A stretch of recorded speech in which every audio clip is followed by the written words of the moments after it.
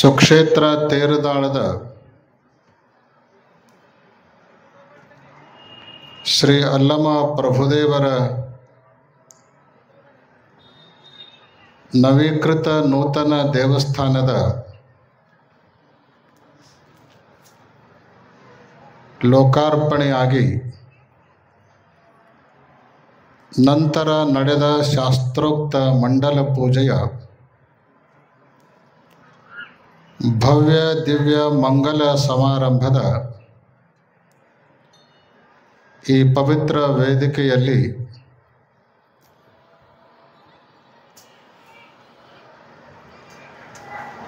ಎಲ್ಲರ ಪರವಾಗಿ ಮಾತನಾಡಿರುವಂತಹ ಜಮಖಂಡಿ ಮುತ್ತಿನಕಂತಿ ಮಠದ ಶ್ರೀಗಳವರೇ, ಸಮಯ ಬಹಳ ಆಗಿರೋಣದರಿಂದ ಭಕ್ತರ ತಾಳ್ಮೆಯನ್ನು ಪರೀಕ್ಷೆ ಮಾಡೋದು ಬೇಡ, ಸಮಯ ದಾನವನ್ನು ಮಾಡೋಣ ಅಂತ ಹೇಳಿ ಸಮಯ ದಾನವನ್ನು ಮಾಡಿ ಉಪಸ್ಥಿತರಿರುವಂತಹ ಶಿವಯೋಗಿ ಸ್ವರೂಪರಾದ ಎಲ್ಲ ಮಠಾಧೀಶ್ವರರೇ,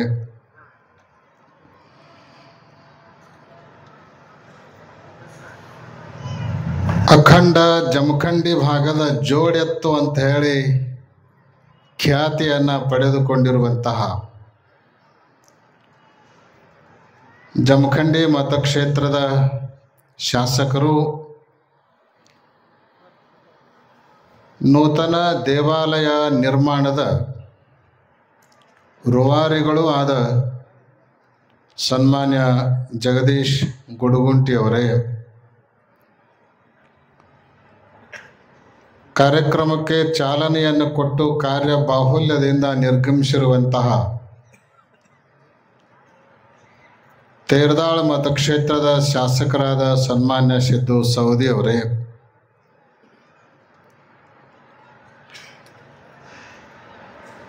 ನಗರದ ದೇಸಾಯಿ ಮನೆತನದ ಹಿರಿಯರಾದ ರವಿ ನಾಡಗೌಡ್ರವರೇ, ಜೀರ್ಣೋದ್ಧಾರ ಕಮಿಟಿಯ ಮತ್ತು ಕಾರ್ಯಕ್ರಮ ಸಮಿತಿಯ ಎಲ್ಲ ಪದಾಧಿಕಾರಿಗಳವರೇ, ಸುದ್ದಿ ಮಾಧ್ಯಮದ ಪ್ರತಿನಿಧಿಗಳವರೇ,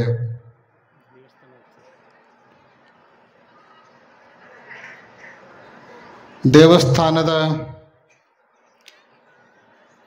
ಪ್ರಾಚೀನ ಕಾಲದಿಂದಲೂ ಪೂಜೆಯನ್ನು ನೆರವೇರಿಸ್ತಾ ಬಂದಿರುವಂತಹ 8 ಮನೆತನದ ಎಲ್ಲ ಅರ್ಚಕ ಬಳಗವೇ,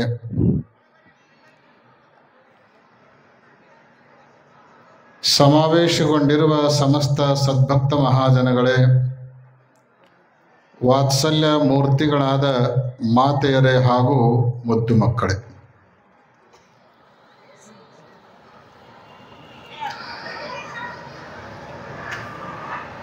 ಹನ್ನೆರಡನೇ ಶತಮಾನದಲ್ಲಿ 2 ರೀತಿಯಾಗಿರುವಂತಹ ಕ್ರಾಂತಿಗಳು ನೆರವೇರಿದವು. ಒಂದು ಸಾಮಾಜಿಕವಾಗಿರುವಂತಹ ಕ್ರಾಂತಿ ಆದರೆ ಇನ್ನೊಂದು ಆಧ್ಯಾತ್ಮಿಕವಾಗಿರುವಂತಹ ಕ್ರಾಂತಿ. ಸಾಮಾಜಿಕ ಕ್ರಾಂತಿಯ ನೇತೃತ್ವವನ್ನು ಬಸವಣ್ಣನವರು ವಹಿಸಿಕೊಂಡಿದ್ದರೆ, ಆಧ್ಯಾತ್ಮಿಕ ಕ್ರಾಂತಿಯ ನೇತೃತ್ವವನ್ನು ವಹಿಸಿಕೊಂಡವರು ಯಾರು ಅಂದರೆ ಅದು ಅಲ್ಲಮ ಪ್ರಭುದೇವರು ವಹಿಸಿಕೊಂಡವರಾಗಿದ್ದರು. ಅಂತೆಯೇ ಸಾಮಾಜಿಕ ಕ್ರಾಂತಿಯ ಯಾವುದೇ ಸಮಸ್ಯೆಯನ್ನು ಬಸವಣ್ಣನವರು ಪರಿಹಾರ ಮಾಡಿದರೆ, ಆಧ್ಯಾತ್ಮಿಕ ಚಿಂತನೆಗೆ ಸಂಬಂಧಪಟ್ಟಿರುವಂತಹ ಎಲ್ಲ ಸಮಸ್ಯೆಗಳಿಗೆ ಪರಿಹಾರವನ್ನು ನೀಡಿದವರು ಯಾರಿದ್ದರು ಅಂದರೆ ಅದು ಅಲ್ಲಮ ಪ್ರಭುದೇವರೇ ಇದ್ದರು ಅನ್ನುವಂಥದ್ದು ನಿರ್ವಿವಾದವಾಗಿರುವಂಥ ಸಂಗತಿ. ಅದಕ್ಕೇನೆ ಶೂನ್ಯ ಸಿಂಹಾಸನ ಅವರಿಗೆ ಒಲಿದು ಬಂತು. ಸಿಂಹಾಸನದ ಮೇಲೆ ಕುಳಿತುಕೊಂಡು ಅಂದು ನಡೆದಿರುವಂತಹ ಅನುಭವ ಮಂಟಪದಲ್ಲಿ ಎಲ್ಲ ಶರಣರ ವಿಚಾರಧಾರೆಗೆ ಒರೆಗಲ್ಲನ್ನು ಹಚ್ಚೋ ಕೆಲಸ ಯಾರು ಮಾಡ್ತಿದ್ರು ಅಂದ್ರೆ ಅಲ್ಲಮ ಪ್ರಭುದೇವರೇ ಮಾಡ್ತಾ ಇದ್ರು. ಎಲ್ಲೇ ತಪ್ಪು ಕಾಣಿಸ್ತಿತ್ತೋ ನಿರ್ದಾಕ್ಷಿಣ್ಯವಾಗಿ ಸರಿಪಡಿಸಿಕೊಳ್ಳೋದಕ್ಕೆ ನಿರ್ದೇಶನವನ್ನು ಕೊಡ್ತಾ ಇದ್ರು. ಬಸವಣ್ಣನವರ ಆದಿಯಾಗಿ ಯಾವುದೇ ಶರಣರು ಅದು ಅಂತರಂಗದಲ್ಲೇ ಆಗಲಿ ಅಥವಾ ಬಹಿರಂಗದಲ್ಲೇ ಆಗಲಿ ಒಂದು ಚಿಕ್ಕ ತಪ್ಪು ಹೆಜ್ಜೆಯನ್ನು ಇಟ್ಟರೂ ಕೂಡ ಆ ಹೆಜ್ಜೆಯನ್ನು ತತ್ಕ್ಷಣವೇ ಸರಿಪಡಿಸಿರುವಂಥ ಕೀರ್ತಿ ಅದು ಅಲ್ಲಮ ಪ್ರಭುದೇವರಿಗೆ ಸಲ್ತದ ಅನ್ನುವಂಥದ್ದನ್ನು ನಾವು ಇತಿಹಾಸದಿಂದ ತಿಳಿದುಕೊಳ್ಳಲಿಕ್ಕೆ ಸಾಧ್ಯ ಇದೆ. ಬಹುತೇಕ ಅದನ್ನೆಲ್ಲ ಎಳೆ ಎಳೆಯಾಗಿ ಹೇಳ್ತಾ ಹೋದರೆ ಒಂದು ತಾಸಲ್ಲ, ಒಂದು ದಿನಾನೂ ಸಾಲೋದಿಲ್ಲ. ಆ ಹಿನ್ನೆಲೆಯಲ್ಲಿ ಅಲ್ಲಮ ಪ್ರಭುದೇವರು ಬಳ್ಳಿಗಾವೆಯಿಂದ ಪ್ರಾರಂಭಗೊಂಡಿರುವಂಥ ಅವರ ಬದುಕಿನ ಆಧ್ಯಾತ್ಮದ ಯಾತ್ರೆ ಹಲವು ಕಡೆ ಎಲ್ಲ ಸಂಚರಿಸಿ ಬಸವಣ್ಣನವರ ವಿನಂತಿಯ ಮೇರೆಗೆ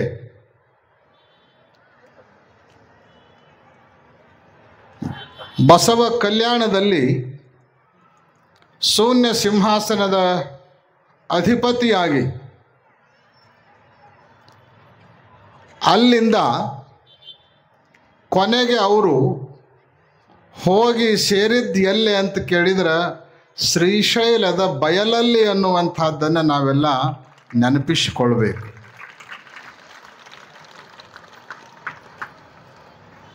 ಬಹುತೇಕ ಆ ಕಾರಣಕ್ಕೇ ಇರಬಹುದು ತೇರದಾಳದ ಈ ಪ್ರಾಚೀನ ದೇವಾಲಯವನ್ನು ನವೀಕರಣ ಮಾಡಬೇಕು, ಕಲ್ಲಿನ ಹೊಸ ಗುಡಿ ಕಟ್ಟಬೇಕು, ಭಾಳ ಭವ್ಯ ದಿವ್ಯವಾಗಿ ದೇವಸ್ಥಾನವನ್ನು ನಿರ್ಮಾಣ ಮಾಡಬೇಕು ಅಂತ ಹೇಳಿ ನೀವೆಲ್ಲ ಬಯಸಿದಾಗ ನಿಮ್ಮ ಅಂತರಂಗದ ಒಳಗೆ ಹೊಕ್ಕು ಅಲ್ಲಮ ಪ್ರಭುದೇವರು ಕಳಿಸಿದ್ದು ಎಲ್ಲಿಗೆ ಅಂದರೆ ಶ್ರೀಶೈಲದ ಜಗದ್ಗುರುಗಳ ಕಡೆನೇ ಕಳಿಸಿದ್ರು. ನನ್ನ ಗುಡಿ ಕೆಲಸದ ಪ್ರಾರಂಭ ಅದು ಶ್ರೀಶೈಲಕ್ಕೆ ಸಂಬಂಧಪಟ್ಟವರಿಂದಲೇ ಆಗಬೇಕು ಅನ್ನೋದು ಅಲ್ಲಮ ಪ್ರಭುದೇವರ ಇಚ್ಛೆ ಆಗಿತ್ತು ಏನೋ. ಆ ಕಾರಣಕ್ಕೆ ನಾವು ಬಂದ್ವಿ. ಎಲ್ಲರ ಮನಸ್ಸಿನೊಳಗೂ ಆತಂಕ, ಹಳಿ ಗುಡಿ ಯಾರು ಬಿಚ್ಚುತ್ತಾರೋ ಅವ್ರಿಗೆ ಏನಾಗುತ್ತೋ ಏನೋ, ಬಿಚ್ಚು ಕಾರ್ಯಕ್ರಮದೊಳಗೆ ಪಾಲ್ಗೊಂಡವ್ರಿಗೆ ಏನಾಗುತ್ತೋ ಏನೋ, ಇನ್ನು ಬಿಚ್ಚಿದವ್ರಿಗೆ ಏನಾಗುತ್ತೋ ಏನೋ. ಈ ಎಲ್ಲ ಆತಂಕಗಳ ಮಧ್ಯದಲ್ಲಿ ನಾವು ಗುದ್ಲಿಕೈಯಾಗಿ ಹಿಡಿದಿದ್ವಿ. ಆವಾಗ ಅಲ್ಲಮ ಪ್ರಭುದೇವರಲ್ಲಿ ನಾವು ಮಾಡಿಕೊಂಡಿರೋ ವಿನಂತಿ ಏನು ಅಂತ ಕೇಳಿದ್ರೆ, ಹಳೆಯದಾಗಿರುವಂಥ ಈ ದೇವಸ್ಥಾನವನ್ನು ಹೊಸಾದ ಕಟ್ಟಬೇಕು ಅಂತ ತಿಳ್ಕೊಂಡು ಇದನ್ನು ಬಿಚ್ಚಾಕ ಹತ್ತಾರ ಹೊರತು ನಿನ್ನನ್ನು ಬಯಲೊಳಗೆ ನಿಲ್ಲಿಸಬೇಕು ಅನ್ನೋ ಉದ್ದೇಶದಿಂದ ಅಲ್ಲ.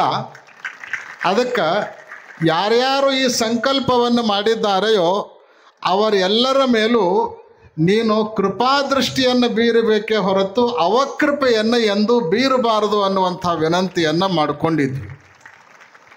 ಅಷ್ಟೇ ಅಲ್ಲ, ಇವತ್ತು ಬಿಚ್ಚಿದವರು ಸಮಯ ಸ್ವಲ್ಪ ಹೆಚ್ಚು ಕಡಿಮೆ ಆಗಬಹುದು, ಮೊದಲು ಇರೋದಕ್ಕಿಂತಲೂ 100 ಪಟ್ಟು ಚೆನ್ನಾಗಿ ಕಟ್ಟುತ್ತಾರೆ ಅನ್ನುವಂಥ ಭರವಸೆಯನ್ನು ಎಲ್ಲರ ಪರವಾಗಿ ನಾವು ನಿನಗೆ ಕೊಡ್ತೀವಿ ಅನ್ನುವಂಥ ವಿನಂತಿಯನ್ನು ಅವತ್ತು ಮಾಡ್ಕೊಂಡಿದ್ವಿ. ಆದರೆ ಇವತ್ತು ಯೋಗ ನೋಡ್ರಿ, ಗುಡಿ ಆಯಿತು, ಗುಡಿ ಉದ್ಘಾಟನೆ ಆಯಿತು, ಮಂಡಲ ಪೂಜೆ ಆಯಿತು. ಮಂಡಲ ಪೂಜೆಯ ಮಂಗಲೋತ್ಸವಕ್ಕೆ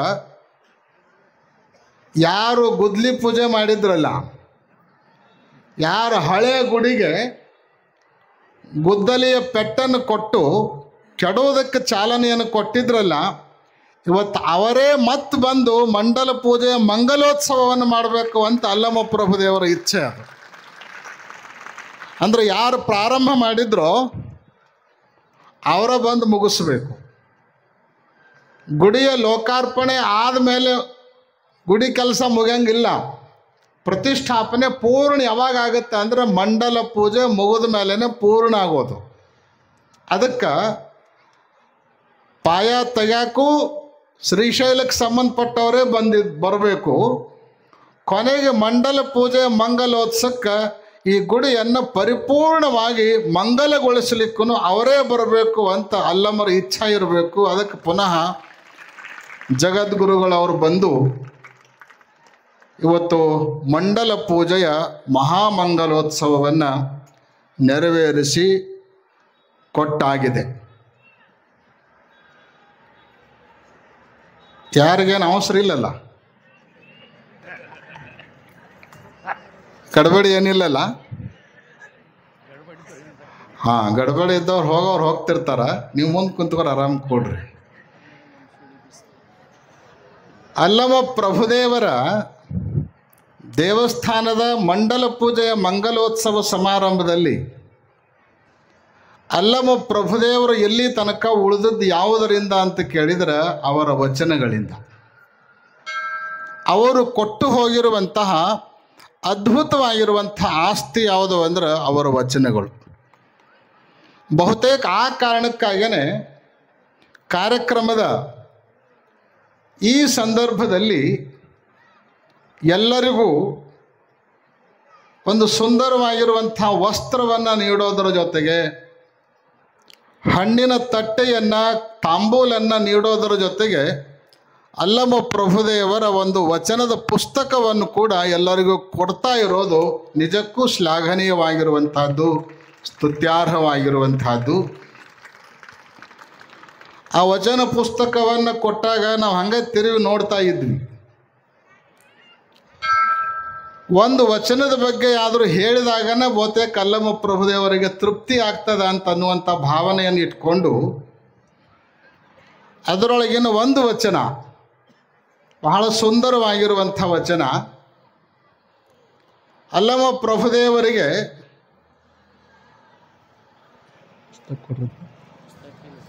ಬೆಡಗಿನ ವಚನಗಳು ಅಂದ್ರೆ ಬಹಳ ಪ್ರೀತಿ.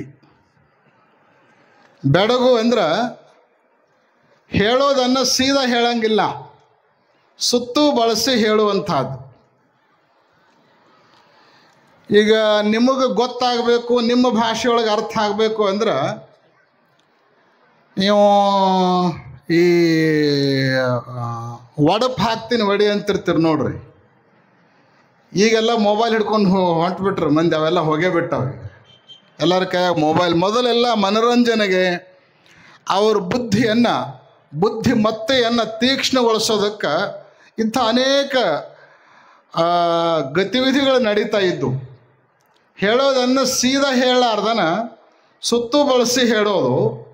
ಆಮೇಲೆ ಇವರು ಬುದ್ಧಿಯನ್ನು ಬಳಸಿ ಆ ಬುದ್ಧಿಯ ಮೂಲಕ ಅದನ್ನು ಕಂಡು ಹಿಡಿದು ಇದೆ ಅಂತ ಅದರ ಅರ್ಥ ಹೇಳೋದು. ಗಿಡಕ್ಕೆ ಗಿಣಿ ಮುಕ್ರಿ ಅವು ಏನದು? ಹಾಂ ನೋಡ್ರಿ, ಅಲ್ಲಿ ಕಡ್ಲಿನೂ ಇಲ್ಲ, ಸುಲಗಾಯಿನೂ ಇಲ್ಲ, ಏನೂ ಹೆಸರಿಲ್ಲ. ಹೇಳೋದೇನು? ಗಿಡಕ್ಕೆ ಗಿಣಿ ಮುಕ್ರವು ಅಂತಂದ್ರೆ ಸುಲಗಾಯಿ ಅಂತ ಅರ್ಥ ಅದು.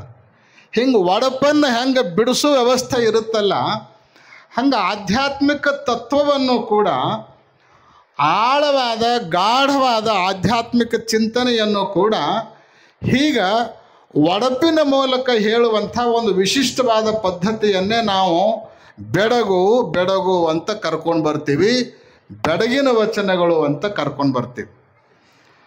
ಅಂತಹ ಅನೇಕ ವಚನಗಳನ್ನು ಅಲ್ಲಮ ಪ್ರಭುದೇವರು ಕೊಟ್ಟಿದ್ದಾರೆ. ಅದರೊಳಗೆ ಒಂದು ವಚನ ಅದು ಯಾವುದು ಅಂತ ಕೇಳಿದ್ರೆ ಅನುಭವ ಅಂತ ನಾವೆಲ್ಲ ಹೇಳ್ತೀವಿ. ಅಲ್ಲಮ ಪ್ರಭುದೇವರ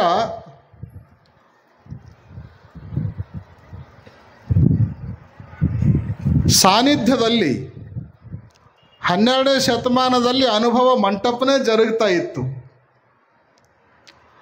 ಹಾಗಾದ್ರೆ ಅನುಭವ ಅಂದರೆ ಏನು? ಅನುಭವ ಅಂದರೆ ಯಾವುದಕ್ಕೆ ಕರೀತಾರ?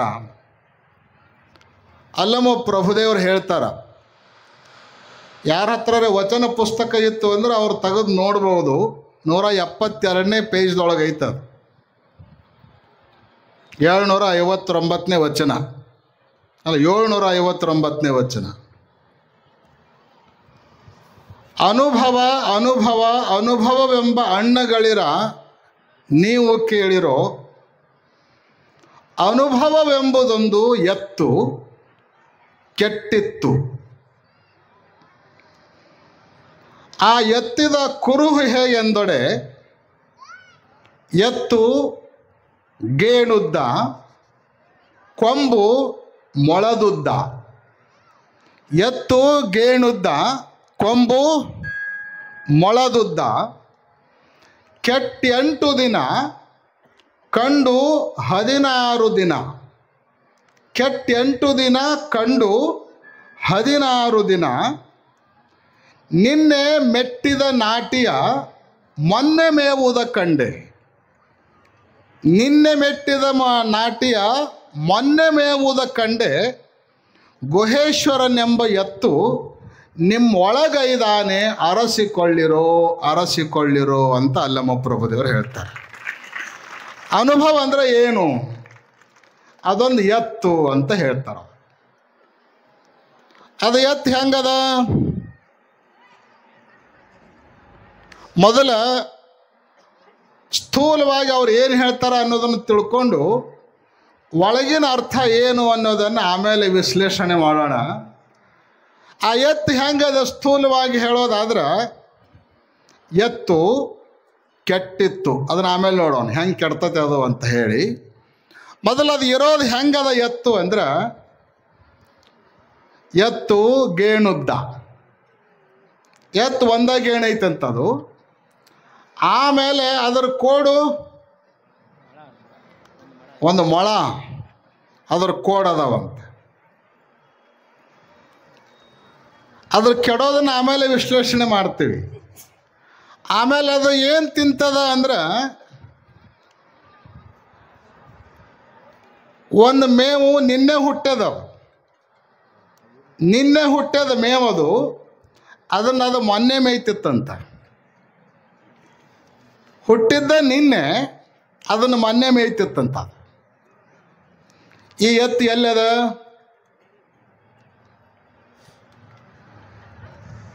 ನೀವು ಸಾಕಿದ ನಿಮ್ಮ ಎತ್ತುಗಳು ಕೊಠಡಿ ಒಳಗಲ್ಲ, ಕೊಟ್ಟಿಗೆ ಒಳಗಲ್ಲ. ಈ ಎತ್ತು ಎಲ್ಲದ ಅಂದ್ರೆ ನಿಮ್ಮ ಒಳಗೈದಾನೆ, ಅರಸಿಕೊಳ್ಳಿರೋ. ನಿಮ್ಮ ಒಳಗ ಐತೆ ನೋಡಿದ ಎತ್ತು ಅಂತ ಹೇಳ್ತಾರೆ. ಏನಿದೆ ಎತ್ತು ಹಂಗಾರ? ಈ ಎತ್ತನ್ನು ತಿಳಿದುಕೊಳ್ಳಾರ್ದ ಅನುಭವ ಅಂದ್ರೆ ಗೊತ್ತಾಗಂಗಿಲ್ಲ. ಅನುಭವವನ್ನು ತಿಳಿಸ್ಕೊಡೋದಕ್ಕಾಗಿ ಈ ಎತ್ತಿನ ವರ್ಣನೆಯನ್ನು ಮಾಡಿ ತನ್ಮೂಲಕ ಅನುಭವದ ವಿಚಾರವನ್ನು ಗಮನಕ್ಕೆ ತರುವಂಥ ಪ್ರಯತ್ನವನ್ನು ಅಲ್ಲಮ್ಮ ಪ್ರಭುದೇವರು ಮಾಡ್ತಾರೆ. ಈ ಎತ್ತು ಯಾವುದು? ನಾವೇನು ದೈನಂದಿನ ಬದುಕಿನಲ್ಲಿ ನಾನು ನಾನು ನಾನು ನಾನು ಅಂತೀವಲ್ಲ, ಈ ನಾನು ಅನ್ನೋದೇ ಎತ್ತು. ನಾನು ಅನ್ನೋದನ್ನು ವ್ಯಾವಹಾರಿಕವಾಗಿ ಏನು ನಾವು ಬಳಸ್ತೀವಲ್ಲ, ಅದೇ ಎತ್ತು. ಅದೇನಾಗಬೇಕು ಅಂದ್ರೆ, ಎತ್ತು ಕೆಟ್ಟಿತ್ತು, ಕೆಡಬೇಕದು. ಈ ಎತ್ತು ಹೆಂಗದ ಅಂದ್ರೆ ಗೇಣುದ್ದ, ಇದ್ರ ಕೊಂಬು ಮೊಳ ಉದ್ದ ಇತ್ತು ನೋಡ್ರಿ ಇದ್ರದ್ದು. ಎತ್ತು ಗೇಣುದ್ದ ಅಂದ್ರೆ ಅಹಂಕಾರ, ನಾನು ಅನ್ನೋದು ನಮ್ಮ ದೇಹದಲ್ಲಿ ಮಾತ್ರ ಇರ್ತದ. ಆದ್ರೆ ಅದರ ಕೊಂಬು ಅಂದ್ರೆ ಮಮಕಾರ, ನನಗೆ ಸಂಬಂಧಪಟ್ಟದ್ದು ಏನು ಇರ್ತೈತೆ ಅಲ್ಲ, ಅದು ಮೊಳ ಉದ್ದಿರ್ತೈತೆ, ಅದು ಭಾಳ ಉದ್ದಿರ್ತದ. ನಾನು ಅನ್ನೋದು ನಮ್ಮ ದೇಹದಲ್ಲಿ ಮಾತ್ರ ಇರ್ತದ. ನಂದು ಅನ್ನೋದು ಎಲ್ಲ ಕಡೆಗೂ ಇರ್ತದೆ. ಅದು ನಿಮಗೆ ಸಂಬಂಧಪಟ್ಟದ್ದು ಏನೇನು ಐತಲ್ಲ, ಅಲ್ಲಿ ತನಕನೂ ಹಬ್ಕೊಂಡಿರ್ತದೆ ಅದು ನಂದು ಅನ್ನೋದು. ನಿಮಗೊಂದು ಮನೆ ಇತ್ತಂದ್ರೆ ಮನೆ ತುಂಬ ಹಮ್ಮಿಕೊಂಡಿರ್ತದೆ. ನಿಮಗೊಂದು ಹೊಲ ಇತ್ತು ಅಂದ್ರೆ ಹೊಲ ತುಂಬ್ಕೊಂಡು ಹಬ್ಕೊಂಡಿರ್ತದ. ನಿಮ್ಮ ಏನಾದರೂ ಆಸ್ತಿ ಬೇರೆ ಊರಾಗಿದ್ದು ಅಂದ್ರೆ ಅಲ್ಲಿ ತನಕನೂ ಹಬ್ಕೊಂಡಿರ್ತದ. ಮೊಳೆ ಅನ್ನೋದು ಸುಮ್ಮನೆ ಸಂಕೇತ. ಅದು ಅಂದರೆ ಎತ್ತು ಎಷ್ಟು ಇರ್ತದಲ್ಲ ಅದಕ್ಕಿಂತಲೂ ಎಷ್ಟೋ ಹೆಚ್ಚು ಪಟ್ಟು ಉದ್ದು ಆ ಎತ್ತಿನ ಕೋಡು ಅಂದ್ರೆ ಮಮಕಾರ ಅನ್ನೋದು ಹೆಚ್ಚಿರ್ತದೆ ಯಾವಾಗಲೂ. ನಿಮ್ಮ ಬಂಧು ಬಳಗ ಎಲ್ಲೆಲ್ಲಿ ಇರ್ತಾರೆ ಅಲ್ಲೆಲ್ಲ ಹಮ್ಮಿಕೊಂಡಿರ್ತದೆ. ಅಕಸ್ಮಾತ್ ನಿಮ್ಮ ಮಗ ಒಬ್ಬವ ಅಮೇರಿಕಕ್ಕೆ ಹೋಗಿ ಓದ್ತಾ ಇದ್ದ ಅಂದ್ರೆ ಎಲ್ತಾನ ಹೋಯ್ತು ಕೊಂಬು? ಅಮೇರಿಕಕ್ಕೂ ಹೋತ. ಅದಕ್ಕೆ ಎತ್ತು ಗೇಣುದ್ದ, ಕೊಂಬು ಮೊಳ ಉದ್ದ, ಭಾಳ ದೂರ ಹೋಗಿರ್ತದ. ಈ ಎತ್ತು ಕೆಡಬೇಕು ಅಂತಾರೆ ಅವರು. ಕೆಡೋದಂದ್ರೆ ಏನು? ಸಾಮಾನ್ಯವಾಗಿ ನಾವು ನಮ್ಮ ದೇಹವನ್ನು ನಾವು ಅಂತ ಬಳಸ್ತಿರ್ತೀವಿ. ನಾ ಅಂತ ಯಾವುದಕ್ಕೆ ಬಳಸ್ತೀವಿ? ನಾವು ಈ ಶರೀರಕ್ಕೆ ಬಳಸ್ತಿರ್ತೀವಿ. ಅದಕ್ಕೇನೆ ಸಂಸ್ಕೃತದಲ್ಲಿ ಅಹಂಕಾರ ಅಂದ್ರೆ ಏನು ಅನ್ನೋದಕ್ಕೆ ಪರಿಭಾಷೆಯನ್ನು ಬರೆದಾರೆ. ನ ಅಹಂ ಅನಹಂ ಅನಹಮೇವ ಅಹಂಕರೋತೀತಿ ಅಹಂಕಾರ ಅಂತ ಚ್ವಿಹಿ ಸಮಾಸದ ಮೂಲಕ ಅದರ ವಿವರಣೆಯನ್ನು ಕೊಡ್ತಾರೆ. ಯಾವುದು ನಾನು ಅಲ್ವೋ, ನಾನು ಅಲ್ಲದನ್ನು ನಾನು ಅಂತ ಭಾವಿಸ್ಕೊಂಡು ಅದನ್ನೇ ಅಭಿಮಾನ ಪಾಡುವಂಥ ಒಂದು ಚಿತ್ತವೃತ್ತಿಯನ್ನೇ ನಾವು ಅಹಂಕಾರ ಅಂತ ಕರ್ಕೊಂಡು ಬರ್ತೀವಿ. ಈ ಅಹಂಕಾರ ಎಲ್ಲಿ ತನಕ ಕೆಡೋದಿಲ್ವೋ ಅಲ್ಲಿ ತನಕ ಅನುಭವ ನಮಗೆ ಸಿಗಂಗಿಲ್ಲ. ಅನುಭವವನ್ನು ನಾವು ಪಡ್ಕೊಳ್ಬೇಕು ಅಂದ್ರೆ ಅಹಂಕಾರವನ್ನು ಕಳ್ಕೋಬೇಕು.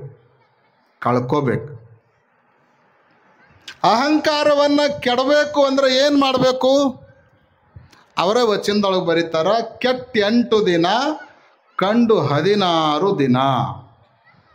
ಕಂಡು 16 ದಿನ. 16 ಅಂದ್ರೆ ನಮ್ಮ ನಾನು ಅಂತ ನಾವೇನು ಬಳಸ್ತಿರ್ತೀವಲ್ಲ ಅದಕ್ಕೆ ಸಂಬಂಧಪಟ್ಟಿರುವಂತಹ ಅಂತಃಕರಣಗಳು, ಸೂಕ್ಷ್ಮ ಶರೀರದ ಎಲ್ಲ ಅವಯವಗಳು ಸೇರಿ ಎಷ್ಟಾಗ್ತಾವೆ ಅಂದ್ರೆ 16 ಆಕ್ಕವು.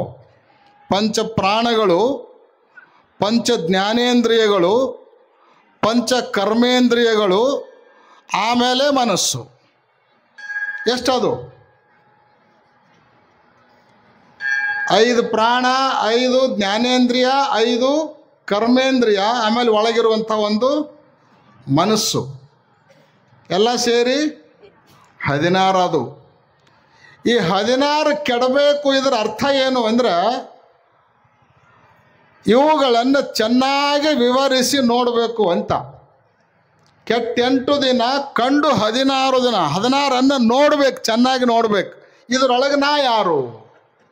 ನಾನೇನೋ ಪಂಚ ಜ್ಞಾನೇಂದ್ರಿಯನೋ, ನಾನೇನೋ ಪಂಚ ಪ್ರಾಣಗಳು, ನಾನೇನೋ ಪಂಚ ಕರ್ಮೇಂದ್ರಿಯಗಳು, ಅಥವಾ ಅದಕ್ಕಿಂತಲೂ ಒಳಗಿರುವಂಥ ಮನಸ್ಸು ಯಾವುದು? ಇದರೊಳಗೆ ನಾನು ಅನ್ನೋದನ್ನು ಚೆನ್ನಾಗಿ ವಿವರಿಸಿ ನೋಡಿ. ಕಂಡು ಅಂದರೆ ಚೆನ್ನಾಗಿ ವಿವರಿಸಿ ನೋಡಿ.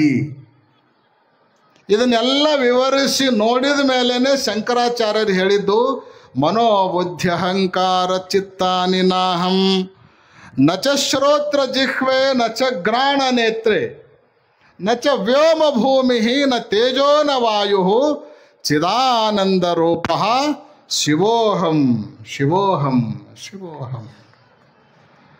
ಈ 16 ಸೂಕ್ಷ್ಮ ಶರೀರದ ಅವಯವಗಳನ್ನು ಚೆನ್ನಾಗಿ ವಿವರಿಸಿ ನೋಡಿ. ಆಮೇಲೆ ಕೆಟ್ಟ 8 ದಿನ.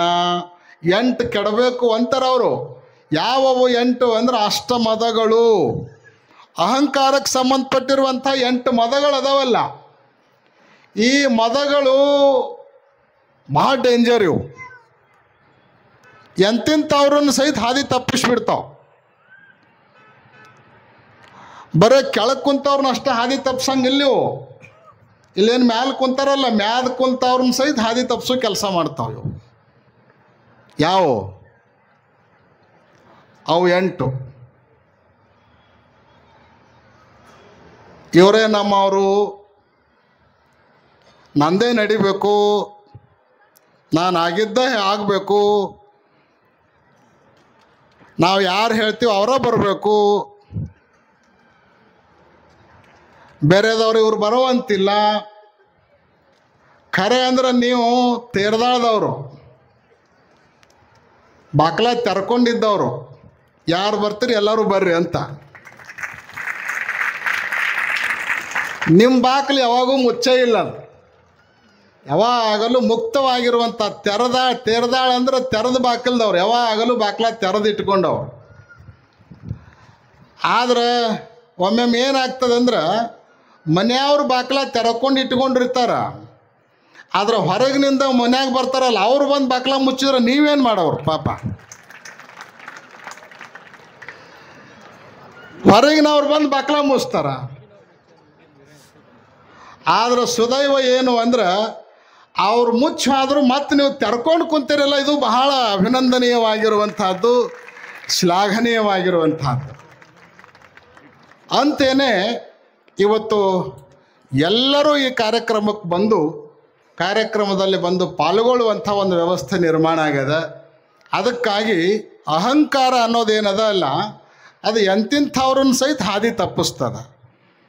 ಈ ಅಹಂಕಾರ ಎಲ್ಲಿವರೆಗೆ ಕೆಡಂಗಿಲ್ಲೋ ಅಲ್ಲಿ ತನಕ ಅನುಭವ ನಮಗೂ ಗೋಚರಿಸೋದಿಲ್ಲ.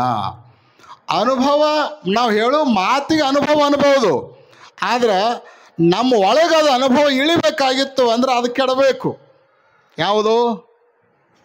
ನಾನು, ದೇಹ ನಾನು, ನಂದ ಎಲ್ಲ, ನಂದ ಆಗಬೇಕು ಅನ್ನೋದೇನದ ಅಲ್ಲ, ಅದು ಎಲ್ಲಿ ತನಕ ಕೆಡಂಗಿಲ್ಲೋ ಅಲ್ಲಿ ತನಕ ಅನುಭವ ನಮಗೆ ಬರೋದಿಲ್ಲ. ಅದಕ್ಕೆ ಅವ್ರು ಹೇಳಿದ್ದೇನು ಅಂದ್ರೆ, ಅನುಭವವೆಂಬುದೊಂದು ಎತ್ತು ಕೆಟ್ಟಿತ್ತು. ದೇಹ ನಾನು ಅನ್ನುವಂಥ ಎತ್ತು, ದೇಹಕ್ಕೆ ಸಂಬಂಧಪಟ್ಟಿರುವಂಥ ಎಲ್ಲ ಅಭಿಮಾನಗಳು ನಾನು ಅನ್ನುವಂಥ ಎತ್ತು ಅದು ಕೆಟ್ಟು ಆತ್ಮವೇ ನಾನು ಅನ್ನುವಂಥ ಅನುಭವ ಜಾಗೃತಿ ಆಯಿತು ಅಂದ್ರೆ ಅವಾಗ ಅದು ಅನುಭವ ಅಂತ ಕರೆಸ್ಕೊಳ್ತದೆ. ದೇಹ ನಾನು ಅನ್ನೋದು ಹೋಗಿ ಆತ್ಮ ನಾನು ಅನ್ನುವಂಥ ಅರಿವನ್ನೇ ನಾವು ಅನುಭವ ಅಂತ ತಿಳಿದುಕೊಳ್ಬೇಕು. ಆಮೇಲೆ ಈ ಎತ್ತು ಏನು ಮೈತದ ಅಂದ್ರೆ, ನಿನ್ನೆ ಮೆಟ್ಟಿದ ನಾಟಿಯ ಮೊನ್ನೆ ಮೇವುದ ಕಂಡೆ. ಒಂದು ನಾಟಿ ಮೇವು ನಿನ್ನೆ ಹೊಟ್ಕೊಂಡದ, ಆದ್ರೆ ಅದನ್ನು ಮೊನ್ನೆ ಮೇಯ್ತಂತಿದ್ದು. ಇದರ ಅರ್ಥ ಏನು ಅಂದ್ರೆ, ಈ ಜನ್ಮದಲ್ಲಿ ನಾವೇನು ಹುಟ್ಟಿ ಬಂದಿವಲ್ಲ, ಇದಕ್ಕೆ ಕಾರಣ ಏನು ಅಂತ ಕೇಳಿದ್ರೆ, ಹಿಂದಿನ ಜನ್ಮದಲ್ಲಿ ನಾವು ಮಾಡಿರುವಂತಹ, ನಾವು ಅನುಭವಿಸಿರುವಂತಹ ಪ್ರಾರಬ್ಧ ಕರ್ಮವೇ ಈ ಜನ್ಮದಲ್ಲಿ ಹುಟ್ಟಲಿಕ್ಕೆ ಕಾರಣ ಆಗಿರೋಣದರಿಂದ ನಿನ್ನೆ ಮೆಟ್ಟಿದ ಮೇಟಿಯ ಮೊನ್ನೆ ಮೇವುದ ಕಂಡೆ ಅನ್ನುವಂಥ ಮಾತನ್ನು ಅಲ್ಲಮ ಪ್ರಭುದೇವರು ಹೇಳಿದ್ದಾರೆ. ಈ ಅನುಭವ ಎಲ್ಲದ ಅಂತ ಕೇಳಿದ್ರೆ, ನಿಮ್ಮೊಳಗೇ ಇದ್ದಾನೆ ಅರಸಿಕೊಳ್ಳಿರೋ. ಹೊರಗೆ ಎಲ್ಲರ ಹುಡುಕಾಡಕ್ಕೆ ಹೋದ್ರೆ ಈ ಎತ್ತು ನಿಮಗೆ ಸಿಗಂಗಿಲ್ಲ, ಈ ಎತ್ತು ಕಟ್ಟಲಿಕ್ಕೂ ಆಗಂಗಿಲ್ಲ, ಈ ಎತ್ತನ್ನು ಪಳಗಿಸ್ಲಿಕ್ಕೂ ಆಗಂಗಿಲ್ಲ. ಅದಕ್ಕೆ ಈ ಎತ್ತು ನಿಮ್ಮ ಒಳಗೆ ಅದ ಅನ್ನುವಂತಹ ಮಾತನ್ನು ಅಲ್ಲಮ ಪ್ರಭುದೇವರು, ಅಂದರೆ ಮನುಷ್ಯ ಬಹಿರಂಗದಲ್ಲಿ ಹುಡುಕೋದಕ್ಕಿಂತಲೂ ಅಂತರಂಗದಲ್ಲಿ ಹುಡುಕ್ತಾ ಹೋದಾಗ ಮಾತ್ರ ತನ್ನನ್ನು ತಾನು ಕಂಡುಕೊಳ್ಳಲಿಕ್ಕೆ ಸಾಧ್ಯ, ತನ್ನ ನಿಲುವನ್ನು ತಾನು ಅನುಭವಿಸಲಿಕ್ಕೆ ಸಾಧ್ಯ ಅನ್ನುವಂಥ ಮಾತನ್ನು ಈ ಬೆಡಗಿನ ವಚನದ ಮೂಲಕ ಅಲ್ಲಮ ಪ್ರಭುದೇವರು ತಿಳಿಯಪಡಿಸಿದವರಾಗಿದ್ದಾರೆ. ಬಹುತೇಕ ಇಂಥ ಒಂದು ಅನುಭವದ ಚಿಂತನೆ ಆಗದೆ ಹೋದರೆ ಅದು ಅಲ್ಲಮ ಪ್ರಭುದೇವರ ಗುಡಿಯ ಲೋಕಾರ್ಪಣೆ ಪರಿಪೂರ್ಣ ಆಗಂಗಿಲ್ಲ ಅನ್ನುವಂಥ ಭಾವನೆಯನ್ನು ಇಟ್ಕೊಂಡು ಈ ಅಲ್ಲಮರ ವಚನವನ್ನು ಈ ವೇದಿಕೆಯ ಮೂಲಕ ಹೇಳುವಂಥ ಒಂದು ಯೋಗ ಇವತ್ತು ನಿಜವಾಗಲೂ ಈ ಮಂಡಲ ಪೂಜೆಯ ಮಹಾಮಂಗಲೋತ್ಸವದಲ್ಲಿ ಪಾಲ್ಗೊಂಡು ಶಿಖರದ ಮೇಲಿರುವಂತಹ ಕಳಸಕ್ಕೆ ಪೂಜೆಯನ್ನು ಸಲ್ಲಿಸಿ ಅಭಿಷೇಕವನ್ನು ಮಾಡಿ ಇಡೀ ದೇವಸ್ಥಾನಕ್ಕೆ ಮಂತ್ರ ಪ್ರೋಕ್ಷಣೆಯ ಜಲಾಭಿಷೇಕವನ್ನು ನೆರವೇರಿಸಿ ಇವತ್ತಿನಿಂದ ಈ ದೇವಸ್ಥಾನ ಪರಿಪೂರ್ಣವಾಗಿ ನವೀಕೃತಗೊಂಡು ಜನರಿಗೆ ಲಭ್ಯವಾಗಿದೆ, ಮುಕ್ತವಾಗಿದೆ ಅನ್ನುವಂಥ ಉದ್ಘೋಷವನ್ನು ನಾವು ಈ ವೇದಿಕೆಯ ಮೂಲಕ ಮಾಡಲಿಕ್ಕೆ ಬಯಸ್ತಾ ಇದ್ದೇವೆ. ಒಂದು ದೇವಸ್ಥಾನ ನಿರ್ಮಾಣ ಆದಮೇಲೆ, ಅಲ್ಲಿ ಅನೇಕ ಮೂರ್ತಿಗಳ ಪ್ರಾಣ ಪ್ರತಿಷ್ಠಾಪನೆ ಆದಮೇಲೆ, ಕಳಸಾರೋಹಣ ಆದಮೇಲೆ ಮಂಡಲ ಪೂಜೆ ಅಂದರೆ 48 ದಿನಗಳವರೆಗೆ ವಿಶೇಷ ಪೂಜೆಯನ್ನು ಮಾಡುವಂತಹ ಶಾಸ್ತ್ರೋಕ್ತವಾಗಿರುವಂಥ ಪದ್ಧತಿ ಇದೆ. ಆ ಪದ್ಧತಿಗೆ ಅನುಗುಣವಾಗಿ 48 ದಿನಗಳು ಇವತ್ತು ಪೂರ್ಣವಾಗಿ 48 ಅಂದರೆ ಅದಕ್ಕೊಂದು ಮಂಡಲ ಅಂತ ಕರೀತಾರೆ. ಆ 48 ದಿನಗಳವರೆಗೆ ಅತ್ಯಂತ ನಿಷ್ಠೆಯಿಂದ ಯಾವ ವ್ಯಕ್ತಿ ಪೂಜೆಯನ್ನು ಮಾಡ್ತಾನೋ ಅವನಿಗೆ ಯಾವ ಸಂಕಲ್ಪವನ್ನು ಮಾಡಿ ಆ ಪೂಜೆಯನ್ನು ಮಾಡ್ತಾ ಇರ್ತಾನೋ ಆ ಸಂಕಲ್ಪ ಪೂರ್ಣವಾಗುತ್ತೆ ಅನ್ನುವಂಥದ್ದು ಶಾಸ್ತ್ರದ ಸಿದ್ಧಾಂತ.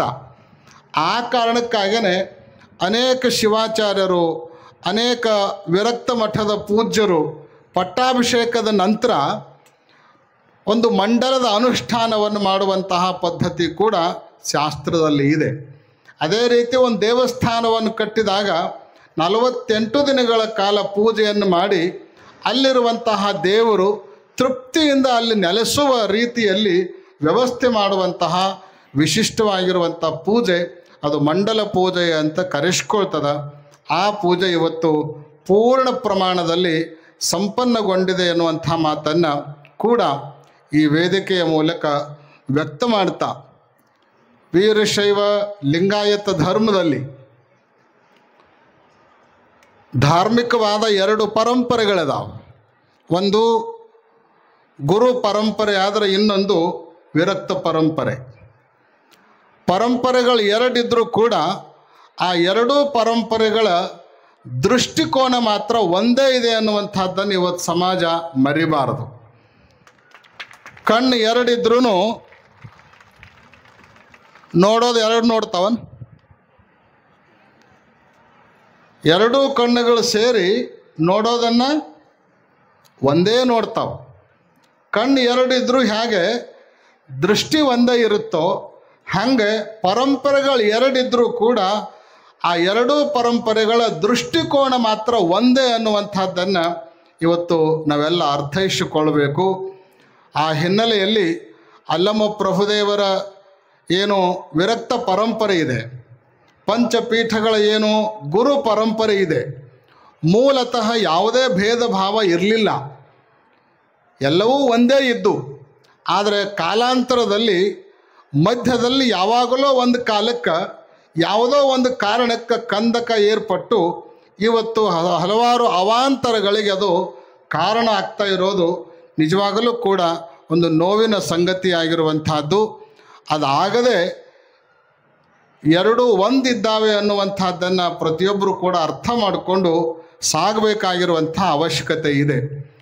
ಒಂದು ಮಾತನ್ನು ಇಲ್ಲಿ ಹೇಳಿದರೆ ಅದು ಬಹುತೇಕ ಅತಿಶಯೋಕ್ತಿ ಆಗಲಾರ್ದು. ಅದೇನು ಅಂತಂದ್ರೆ, ಯಾರು ಈ ಪರಂಪರೆಗಳನ್ನು 2 ಪರಂಪರೆಗಳನ್ನು ಬೇರ್ಪಡಿಸುವಂಥ ಪ್ರಯತ್ನ ಮಾಡ್ತಾರೋ, ಒಗ್ಗಟ್ಟಿರುವಂಥ ಸಮಾಜದಲ್ಲಿ ಭೇದ ಭಾವವನ್ನು, ಭಿನ್ನತೆಯನ್ನು ಸೃಷ್ಟಿಸುವಂಥ ಕೆಲಸವನ್ನು ಮಾಡ್ತಾರೋ ಅವರಿಗೆ ಇತಿಹಾಸನೂ ಗೊತ್ತಿಲ್ಲ, ಆಮೇಲೆ ಈ ಸಮಾಜದ ಉಜ್ವಲದ ಭವಿಷ್ಯನೂ ಬೇಕಾಗಿಲ್ಲ. ಅಂಥವ್ರು ಮಾತ್ರ ಈ ಕೆಲಸವನ್ನು ಮಾಡ್ತಾರೆ. ಅದಕ್ಕೆ ಯಾರೂ ಸೊಪ್ಪು ಹಾಕಬಾರ್ದು ಅನ್ನುವಂಥದ್ದನ್ನು ಕೂಡ ನಾವು ಈ ವೇದಿಕೆಯ ಮೂಲಕ ವ್ಯಕ್ತ ಮಾಡಲಿಕ್ಕೆ ಬಯಸ್ತೀವಿ. 12ನೇ ಶತಮಾನದ ಏನು ಕ್ರಾಂತಿ ನಡೀತೋ ಆ 12ನೇ ಶತಮಾನದ ಕ್ರಾಂತಿಗೆ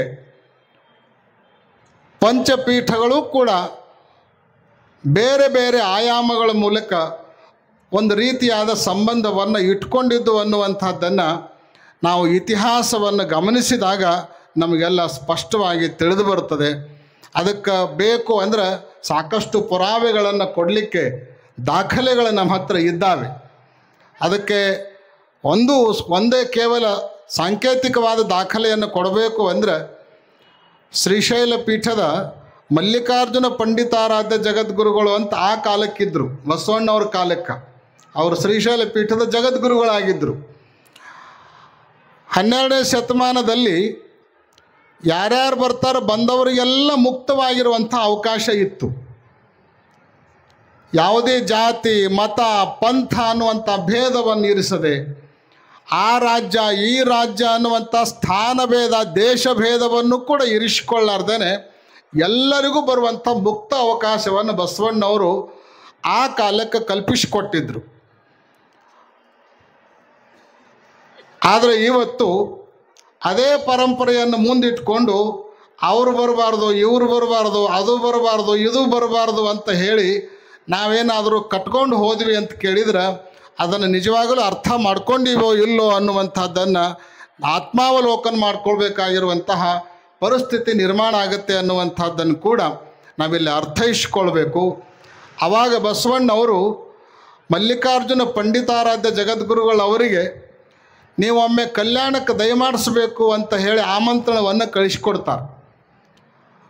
ಅವರ ನಿಮಂತ್ರಣದ ಮೇರೆಗೆ ಪಂಡಿತಾರಾಧ್ಯರು ಶ್ರೀಶೈಲದಿಂದ ಹೊರಟು ಕಲ್ಯಾಣಕ್ಕೆ ಹೋಗಬೇಕು ಅಂತ ಹೇಳಿ ಬರ್ತಾ ಇರ್ತಾರೆ.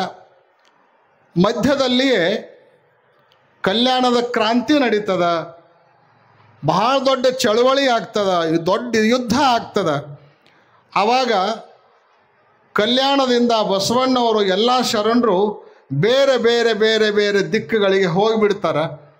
ಅಷ್ಟೊತ್ತಿಗೆ ಆಗಲೇ ಮಲ್ಲಿಕಾರ್ಜುನ ಪಂಡಿತಾರಾಧ್ಯರು ಹೈದರಾಬಾದನ್ನು ದಾಟಿ ಅಲ್ಲಿ ಸಮೀಪದಲ್ಲಿ ಒಂದು ಊರು ಬರ್ತದೆ, ಪೊಟ್ಟಣಚೇರಿ ಅಂತ ಅದರ ಹೆಸರು. ಆ ಊರಿನಲ್ಲಿ ಬಂದು ಇನ್ನು ಮುಂದೆ ಹೋಗಬೇಕು ಅಂತ ಕಾಯ್ತಾ ಇರ್ತಾರೆ. ಅದೇ ಸಮಯಕ್ಕೆ ಬಸವಣ್ಣನವರಿಗೆ ಇದು ಗಮನಕ್ಕೆ ಬಂದು ಕಲ್ಯಾಣದಲ್ಲಿ ನಾವದೀವಿ ಅಂತ ತಿಳ್ಕೊಂಡು ಅವ್ರು ಹೋಗಿ ಅಲ್ಲಿ ಸಿಕ್ಕಾಕ್ಕೊಂಡ್ರೆ ಬಹಳ ದೊಡ್ಡ ದುಸ್ಥಿತಿ ಉಂಟಾಗ್ತದಂತ ಹೇಳಿ ಇಬ್ಬರು ಆಪ್ತ ಸೇವಕರನ್ನು ಕಳಿಸ್ಕೊಡ್ತಾರೆ. ಹಿಂಗೆ ಶ್ರೀಶೈಲದಿಂದ ಜಗದ್ಗುರುಗಳು ಬರ್ತಾ ಇದ್ದಾರೆ, ಅದಕ್ಕೆ ನಡೆದಿರುವಂತಹ ಸಮಾಚಾರವನ್ನು ಅವ್ರ ಗಮನಕ್ಕೆ ತಗೊಂಡು ಬಂದು ಅವರನ್ನು ಅಲ್ಲಿಂದ ವಾಪಸ್ ಶ್ರೀಶೈಲಕ್ಕೆ ಹೋಗುವಂತೆ ಮತ್ತು ವಿನಂತಿ ಮಾಡ್ಕೋಬೇಕು ನೀನು ಅಂತ ಹೇಳಿ ಇಬ್ಬರನ್ನು ಕಳಿಸ್ಕೊಡ್ತಾರೆ. ಅಷ್ಟೇ ಅಲ್ಲ, ಅಕಸ್ಮಾತ್ ನೀವು ಯಾರು ಅಂತ ನಿಮ್ಮ ಮೇಲೆ ಅವರು ಅವಿಶ್ವಾಸ ಮಾಡೋ ಸಂದರ್ಭ ಬಂದರೂ ಬರ್ಬೋದು. ಅದಕ್ಕೆ ಅವರಿಗೆ ಅವಿಶ್ವಾಸ ಬರಬಾರ್ದು ಅಂದ್ರೆ, ನಿಮ್ಮ ಮೇಲೆ ವಿಶ್ವಾಸ ಬರಬೇಕು ಅಂದ್ರೆ ನೀವು ಮೊದಲು ಹೋಗಿ ಈ 2 ಭಸ್ಮಗಳನ್ನು ಅವ್ರಿಗೆ ಅರ್ಪಣೆ ಮಾಡಿರಿ. ಬಸವಣ್ಣನವರಿಂದ ನಾವು ಬಂದೇವಿ, ಬಸವಣ್ಣನವರ ಈ ಭಸ್ಮಗಳನ್ನು ಕೊಟ್ಟಾರ ಅಂತ ತಿಳ್ಕೊಂಡು ಹೇಳ್ರಿ, ಅವ್ರ ವಿಶ್ವಾಸ ನಿಮ್ಮ ಮೇಲೆ ಮೂಡ್ತದ ಅಂತ ಹೇಳಿ ಅವ್ರ ಕೈಯಾಗ ಭಸ್ಮವನ್ನು ಕೊಟ್ಟು ಬಸವಣ್ಣವ್ರು ಕಳಿಸ್ಕೊಡ್ತಾರೆ. ನಡೆದಿರುವ ಎಲ್ಲ ಘಟನೆಗಳನ್ನು ಅವ್ರು ಬಂದವರು ಪಂಡಿತಾರಾಧ್ಯರ ಮುಂದೆ ವಿನಂತಿ ಮಾಡ್ಕೊಳ್ತಾರೆ. ಆವಾಗ ಮಲ್ಲಿಕಾರ್ಜುನ ಪಂಡಿತಾರಾಧ್ಯರಿಗೆ ಮನಸ್ಸಿಗೆ ಬಹಳ ನೋವಾಗ್ತದೆ, ಬಹಳ ಆಘಾತ ಆಗ್ತದೆ. ನಮ್ಮ ಬಸವಣ್ಣನವರಿಗೆ ಹಿಂಗಾಯ್ತಲ್ಲ ಅಂತ ಹೇಳಿ ವ್ಯಥೆಪಟ್ಟು ಅವರು ಆವಾಗ ಒಂದು ಗೀತೆಯನ್ನು ಬರೀತಾರೆ. ಒಂದು ಗೀತೆಯನ್ನು ಬರೀತಾರೆ. ಅದು ಇಂದಿಗೂ ಕೂಡ ಅಳಲು ಗೀತೆ, ಪಂಡಿತಾರಾಧ್ಯರ ಅಳಲು ಗೀತೆ ಅಂತ ತಿಳ್ಕೊಂಡು ಸಾಹಿತ್ಯದಲ್ಲಿ ಪ್ರಸಿದ್ಧವಾಗಿರುವಂಥ ಗೀತೆಯಾಗಿದೆ. ಇಂಥ ಎಲ್ಲ ಅನೇಕ ಘಟನೆಗಳು ಅದು ಗುರು ಪರಂಪರೆಗೆ, ವಿರಕ್ತ ಪರಂಪರೆಗೆ ಕೊಂಡಿಯಂತೆ ಬೆಸೆದಿದ್ದಾವೆ ಅನ್ನುವಂಥದ್ದನ್ನು ಇವತ್ತು ನಾವೆಲ್ಲ ಅರ್ಥ ಮಾಡಿಕೊಳ್ಬೇಕು. ಆ ಹಿನ್ನೆಲೆಯಲ್ಲಿ 2 ಒಂದು ಅನ್ನುವಂಥದ್ದನ್ನು ಭಾವಿಸಿಕೊಂಡು ಸಾಗಿದಾಗ ಮಾತ್ರ ಇವತ್ತು ಸಮಾಜ ಒಕ್ಕಟ್ಟಾಗಿ ಸಾಗಲಿಕ್ಕೆ ಸಾಧ್ಯ. ಇವತ್ತು ನಾ ಬೇರೆ, ನೀ ಬೇರೆ, ಅವ್ರು ಬೇರೆ, ಇವ್ರು ಬೇರೆ ಅಂತ ಹೇಳಿ ಹಲವಾರು ಪಂಗಡಗಳು, ಹಲವಾರು ಉಪಪಂಗಡಗಳು ಇವೆಲ್ಲವುಗಳನ್ನು ಸೃಷ್ಟಿಸಿಕೊಂಡು ನಾವೇ ಸಂಕುಚಿತಗೊಳ್ತಾ ಹೋದ್ವಿ ಅಂತಂದ್ರೆ ಒಂದು ಕಾಲಕ್ಕೆ ಕರ್ನಾಟಕದಲ್ಲಿ ಬಹುಸಂಖ್ಯಾತರಾಗಿರುವಂಥ ವೀರಶೈವರು ಇವತ್ತು ಅಲ್ಪಸಂಖ್ಯಾತರಾಗುವಂಥ ಸ್ಥಾನಕ್ಕೆ ನಾವು ಬಂದೀವಿ ಅಂದ್ರೆ ಈ ಗುಂಪುಗಾರಿಕೆಯಿಂದ, ಈ ಭೇದ ಭಾವದಿಂದ, ಈ ತಾರತಮ್ಯದಿಂದ ಅನ್ನುವಂಥ ಮಾತನ್ನು ಇವತ್ತು ನಾವು ಅರ್ಥ ಮಾಡ್ಕೊಳ್ಬೇಕು. ಮುಂದಿನ ದಿನಮಾನಗಳಲ್ಲಿ ಸಾಮಾಜಿಕವಾಗಿ ನಾವೆಲ್ಲ ವೀರಶೈವ ಲಿಂಗಾಯತರ ಪ್ರಬಲ ಆಗಬೇಕು ಅಂತ ಕೇಳಿದ್ರೆ ನಾವೆಲ್ಲ ಒಂದಾಗದೇ ಇದ್ದರೆ ಭವಿಷ್ಯ ಇಲ್ಲ ಅನ್ನುವಂಥದ್ದನ್ನು ಕೂಡ ನಾವೆಲ್ಲ ಎಚ್ಚರಿಕೆಯಿಂದ ಹೆಜ್ಜೆ ಇಡಬೇಕಾಗಿರುವಂಥ ಪರಿಸ್ಥಿತಿ ಇದೆ. ಆ ಹಿನ್ನೆಲೆಯಲ್ಲಿ ನಮ್ಮೆಲ್ಲ ಭೇದ ಭಾವಗಳನ್ನು ಮರೆತು ವೀರಶೈವ ಲಿಂಗಾಯತರೇ ನಾವೆಲ್ಲ ಒಂದು, ವಿಶ್ವವೇ ನಮ್ಮ ಬಂಧು ಅನ್ನುವಂಥ ವಿಶಾಲ ಮನೋಭಾವನೆಯನ್ನು ಇಟ್ಕೊಂಡು ಹೆಜ್ಜೆ ಇಡಬೇಕಾಗಿರುವಂತಹ ಅವಶ್ಯಕತೆ ಇದೆ.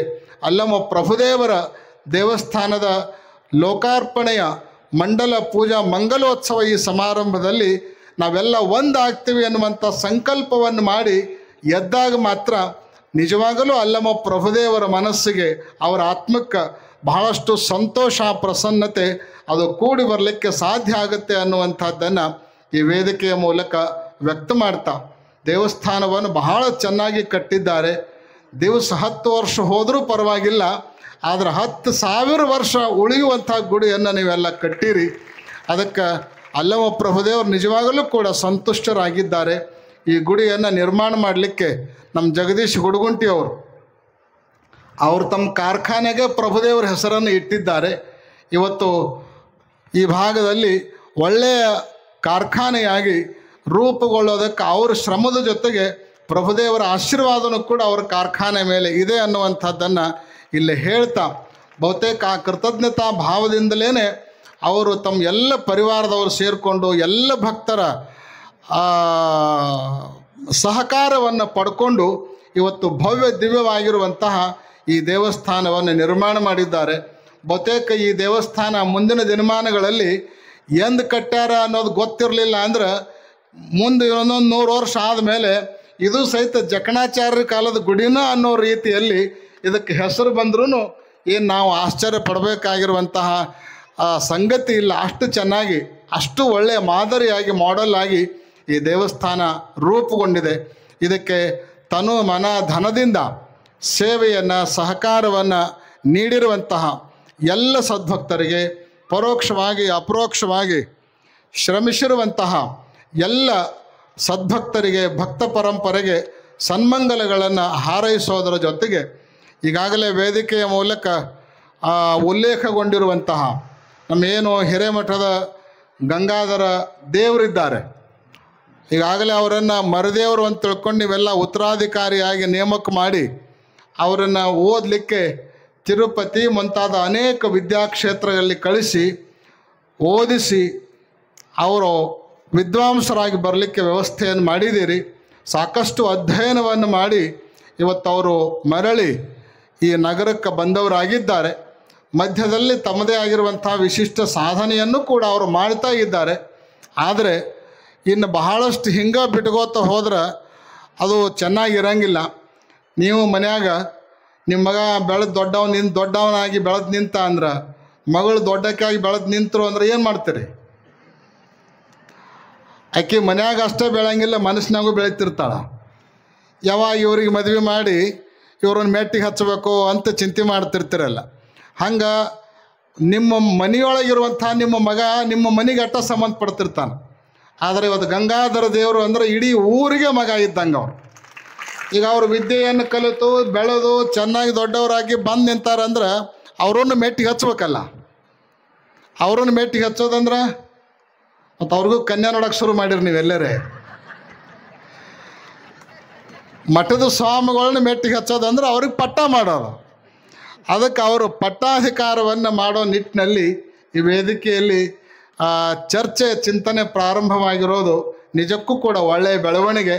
ಬರುವ ಸೂಕ್ತವಾಗಿರುವಂತಹ ದಿನವನ್ನು ನೋಡಿ ದೇವರ ಜೊತೆಗೂ ಕೂಡ ಚರ್ಚೆಯನ್ನು ಮಾಡಿ ಆ ಕಾರ್ಯವು ಆದಷ್ಟು ಬೇಗ ಸಂಪನ್ನಗೊಳ್ಳಲಿ ಅಂತ ತಿಳ್ಕೊಂಡು ಈ ಸಂದರ್ಭದಲ್ಲಿ ಹೃತ್ಪೂರ್ವಕವಾಗಿ ಹಾರೈಸಿ, ಜೊತೆಗೆ ಇವತ್ತು ದೇವಸ್ಥಾನವನ್ನು ಪ್ರಾಚೀನ ಕಾಲದಿಂದಲೂ ಬಹಳ ವಿದ್ಯುಕ್ತವಾಗಿ ಪರಂಪರಾನುಗತವಾಗಿ 8 ಮನೆತನಗಳು ಈ ದೇವಸ್ಥಾನದ ಪೂಜೆಯನ್ನು ಮಾಡ್ತಾ ಬರ್ತಾ ಇದ್ದಾವೆ. ಯಾರ್ಯಾರ ಪಾಳೆ ಎಷ್ಟು ವರ್ಷದ ನಂತರ ಬರ್ತೈತೋ ಗೊತ್ತಿಲ್ಲ.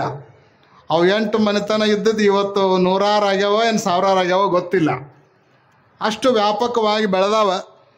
ಈ ಸಂದರ್ಭದಲ್ಲಿ ನಾವು ಹೇಳಲಿಕ್ಕೆ ಬಯಸೋದೇನು ಅಂತ ಕೇಳಿದ್ರೆ, ಆ 8 ಮನೆತನಗಳಿಂದ ಒಬ್ಬೊಬ್ಬ ವಟುವನ್ನು ನೀವು ನಮಗೆ ಒಪ್ಪಿಸಿದ್ದಾದ್ರೆ ಆ 8 ವಟುಗಳನ್ನು ಒಂದು 3 ವರ್ಷ ನಮಗೆ ಕೊಡ್ರಿ. ನೀವು ಆರಿಸಿ ಒಂದು 3 ವರ್ಷ ನಮಗೆ ಕೈಯಾಗಿ ಕೊಟ್ರಿ ಅಂದ್ರೆ ನೀವೇನೂ ಕೊಡೋದು ಬೇಡ, ಅವರನ್ನು ಒಳ್ಳೆಯ ಪುರೋಹಿತರನ್ನಾಗಿ ಮಾಡಿ, ಎಲ್ಲ ಮಂತ್ರಗಳು ಚೆನ್ನಾಗಿ ಬರುವಂಗೆ ಮಾಡಿ, ಪ್ರಸಂಗ ಬಂದರೆ ಗುಡಿದ ಅಷ್ಟೇ ಅಲ್ಲ, ನಿಮ್ಮ ಮನೆ ಎಲ್ಲ ಪೂಜೆಯನ್ನು ಮಾಡುವಂಥ ಸಾಮರ್ಥ್ಯ ಅವ್ರಿಗೆ ಬರುವಂಗೆ ಅವರನ್ನು ನಮ್ಮ ಗುರುಕುಲದೊಳಗೆ ಇಟ್ಕೊಂಡು ನಾವು ಅವ್ರನ್ನ ತಯಾರು ಮಾಡಿ ಕಳಿಸ್ತೀವಿ ಅನ್ನುವಂತಹ ಮಾತನ್ನು ಕೂಡ ಈ ವೇದಿಕೆಯ ಮೂಲಕ ನಾವು ಹೇಳಲಿಕ್ಕೆ ಬಯಸ್ತೀವಿ.